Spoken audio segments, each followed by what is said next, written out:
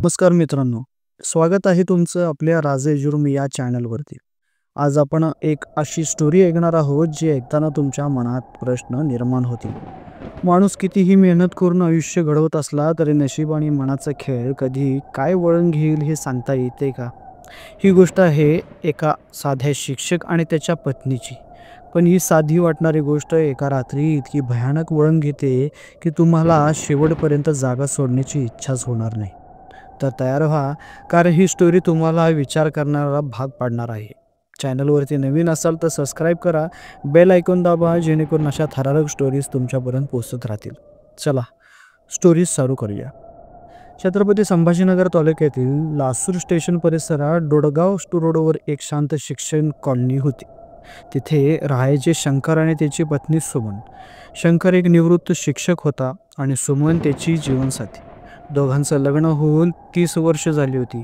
सुरुवातीला त्यांचा संसार सुखाचा वाटायचा.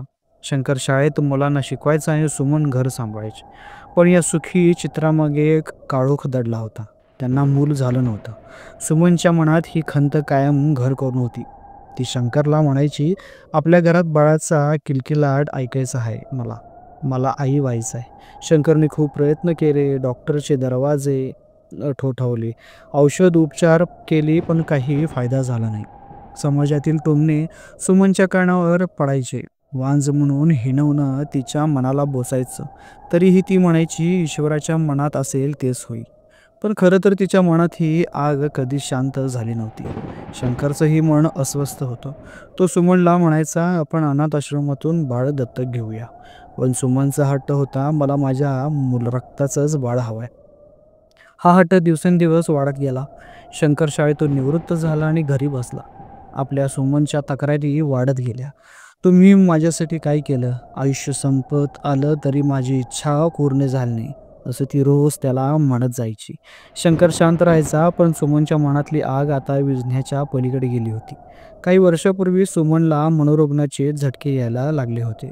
तिच्या मनात विचारायचं काहूल माजायला चालू झालं होतं.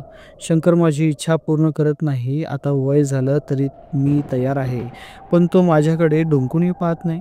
कधी ती भांडायची, कधी शंकरला जवळ घेण्याचा आग्रह करायची. पण शंकरने तिच्यावर उपचार केले, तो तिला नाही म्हणायचा. पण ती कधीही अस्थिर झाली हे तिला कळालंच नाही. पण तिच्या मनातली ती खदखद कधीच संपली नव्हती. एक दिवस असाच उजळतो, 12 मार्च 2025. ती रात्र होती जेव्हा सगळंच बदलून गेलं होतं. शंकर आणि सुमन एकाच पलंगावर झोपले होते. मध्यरात्री सुमन उठली. तिच्या डोक्यात विचारांचं वादळ चाललं होतं. ती शंकरकडे पाहत राहिली. हा माणूस माझ्या स्वप्नांचा शत्रू आहे, असा विचार तिच्या मनात आला. तिने बाजूला पडलेला दगड उचलला आणि बेसावध असलेल्या शंकरच्या डोक्यावर जोरात आपटला. शंकरला काही कळायच्या आतच त्याचा जीव तिथं गेला. सुमन घाबरली नाही. तिने शंकरचा मृतदेह फरफटत घरातल्या पाण्याच्या हौदात नेऊन टाकला आणि परत झोपेला गेली. सकाळी शेजारच्याने सुमनला रडतेला आवाज ऐकला आणि सगळे तिथं धाव करून आले आणि हौदात शंकरचा मृतदेह पाहून सगळेच थक्क झाले. त्याच्या डोक्यावरच्या जखमा भली मोठी पडली होती. पोलिसांच्या बोलण्यात आलं. पोलिसांनी तिथं आल्यानंतर पंचनामा केल्यावर पोलिसांचा तपास तिथं सुरू झाला.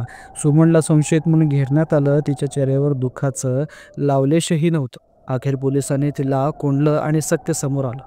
सुमनने कबूल केलं, माझ्या मनातली चीड मला शांत राहू देत नव्हती. मीच त्याला मारलं आणि मृतदेह हौदात टाकला. सुमनला अटक झाली. आता ती हर्सुल कारागृहात आहे.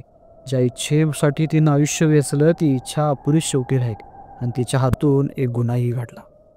मित्रांनो, ही स्टोरी आपल्याला एक खूप मोठा संदेश देते. आपल्या मनातली खदखद जर वेळीच मोकळी केली नाही तर ती आपल्याला आणि आपल्या जवळच्यांना उद्ध्वस्त करू शकते. सुमनचा राग शंकरवर आला होता, तिनं तिच्यावर काढला, पण तिच्या आयुष्याचा आनंद तिनं घालवून बसला. त्यामुळे आपण भावना आणि आपलं दुःख वेळी शेअर करता आपल्याला आलं पाहिजे. कोणाशी तरी बोलून मन मोकळं करता आलं पाहिजे. नाहीतर हा काळोख तुम्हाला गिळंकृत करू शकतो. तुम्हाला ही स्टोरी कशी वाटली हे कमेंटमध्ये नक्कीच सांगा. पुन्हा भेटूया एक नवीन स्टोरीसह. तोपर्यंत नमस्कार.